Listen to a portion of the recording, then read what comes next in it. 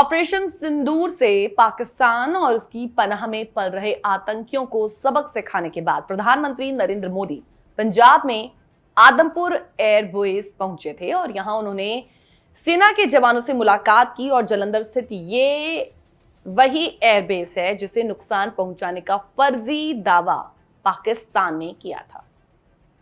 हालांकि विदेश सचिव विक्रम मिस्री ने एक प्रेस कॉन्फ्रेंस में ही इस दावे का खंडन कर दिया था, सारे सवालों का जवाब दे दिया था। अब पीएम नरेंद्र मोदी ने यहां पहुंचकर दुनिया के सामने पाकिस्तान के प्रोपेगेंडा को बेनकाब किया है। उन्होंने वायुसेना के बहादुर जवानों से बातचीत भी की और इस दौरान वायुसेना के जवानों ने मौजूदा हालातों के बारे में भी जानकारी दी। दौरे की कई तस्वीरें, वीडियो सामने आई हैं जो हम आपको दिखा रहे हैं। पीएम नरेंद्र मोदी और सशस्त्र बलों के जवानों ने उस वक्त वंदे मातरम और भारत माता की जय के नारे भी लगाए। सभी का जोश इस बात की ओर इशारा करता था कि ऑपरेशन सिंदूर 100% सफल रहा और हमारी सेना ने पाकिस्तान को सबक सिखाया है। इस दौरे से एक बात और साफ हो गई कि अगर प्रधानमंत्री मोदी का विमान इस एयरबेस पर उतर सकता है तो इसे खरोंच तक नहीं आई है। इस दौरे ने पाकिस्तान के नापाक चेहरे और झूठ की दुकान को दुनिया के सामने ला दिया है। तो पीएम नरेंद्र मोदी ने इस एयरबेस पहुंचकर यह तो दिखाया कि ये पूरी तरीके से ऑपरेशनल है। आदमपुर एयरबेस दरअसल भारत के लड़ाकू विमान MiG-29 का बेस है और एयरबेस पर प्रधानमंत्री मोदी के साथ air chief marshal AP Singh भी थे। आदमपुर एयरबेस पाकिस्तान की सीमा के बहुत करीब है और इससे दुश्मन पर तेजी से प्रहार करने में मदद मिलती है। लेकिन आपको इसकी इंपॉर्टेंस के बारे में थोड़ा सा और बताते हैं, लेकिन उससे पहले ये जरूर कहेंगे कि ये दौरा उस समय हुआ है जब पाकिस्तान ने झूठा दावा किया था कि उसने आदमपुर में भारत के S-400 एयर डिफेंस सिस्टम को नष्ट कर दिया। लेकिन भारत ने अपनी अचूक MiG-29 फाइटर जेट्स और S-400 की ताकत से न सिर्फ पाकिस्तान के दावों की हवा निकाली बल्कि ऑपरेशन सिंदूर में दुश्मन को धूल चटाई। पाकिस्तान ने दावा किया था कि भारत ने आदमपुर एयरबेस से 6 मिसाइलें दागी। इसके साथ पाकिस्तान ने यह भी कह दिया कि उसने हमारे S-400 लॉन्चर को तबाह कर दिया। लेकिन पीएम नरेंद्र मोदी के दौरे में S-400 की मौजूदगी ने इस झूठ को बेनकाब कर दिया। हमने देखा कि कई तस्वीरों में पीएम मोदी के पीछे S-400 को देखा जा सकता था।